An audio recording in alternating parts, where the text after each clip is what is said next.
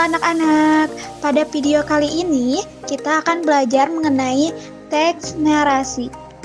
Nah, sebelum itu, ada yang tahu apa itu teks narasi?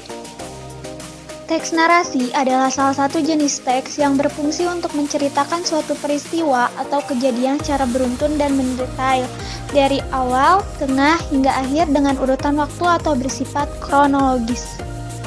Nah, tujuan dari teks ini menceritakan kepada pembaca seolah-olah berada dalam cerita tersebut atau dengan kata lain mengalami hal tersebut dan menambah wawasan pembaca. Ciri-ciri teks narasi. 1. Teks narasi berisi peristiwa baik nyata, imajinasi maupun gabungan dari keduanya. 2. Teks narasi terdiri atas beberapa paragraf yang tiap-tiap paragraf menitik beratkan pada perbuatan atau peristiwa sehingga berusaha untuk menampilkan apa yang terjadi. 3. Teks narasi disusun berdasarkan kronologi atau urutan waktu yang di dalamnya terdapat konflik agar menarik. 4. Pada salah satu jenis teks narasi terdapat unsur amanat di dalamnya. Untuk menguji ingatan kalian, coba sebutkan kembali apa saja yang menjadi ciri-ciri teks narasi. Nah, selanjutnya ada jenis-jenis teks narasi. 1. Teks narasi ekspositorik atau karangan biografi.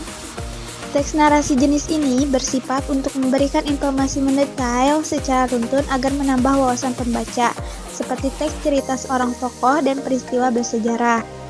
Tokoh yang diceritakan pada umumnya hanya satu tokoh dan peristiwa yang diceritakan berkaitan dengan tokoh tersebut berdasarkan fakta atau bersifat objektif, bukan sugestif ataupun fiktif, mulai dari lahir hingga kabar paling terbarunya sehingga dapat dikatakan teks narasi ini bersifat ilmiah.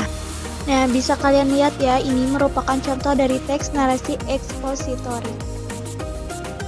Nah, yang kedua ada teks narasi sugestif.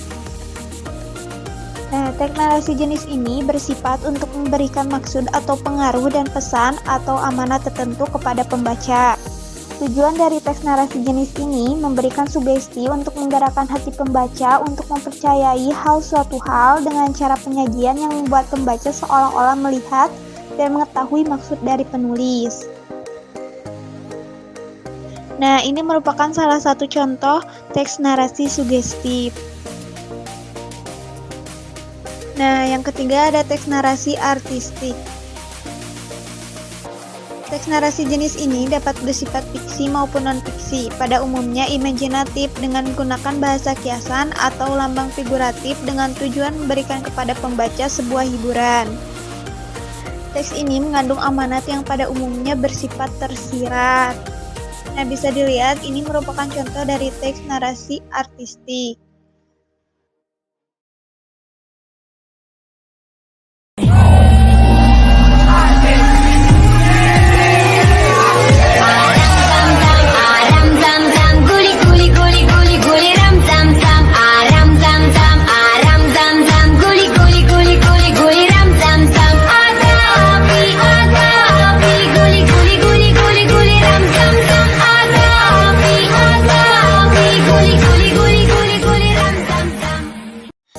Selanjutnya ada struktur teks narasi.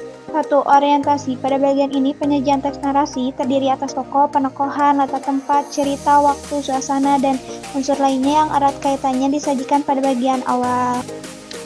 Nah, yang kedua, komplikasi. Bagian ini mulai menghadirkan konflik yang nantinya akan berkembang makin rumit hingga mencapai klimaks yang setelahnya anti klimaks dan berangsur-angsur akan menghilang.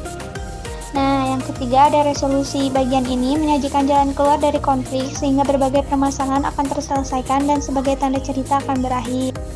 Nah, yang keempat ada koda. Koda atau ending adalah bagian pada teks narasi yang menyajikan akhir dari cerita. Akhir dari sebuah cerita dapat berupa bahagia, sedih, ataupun akhir yang menggantung.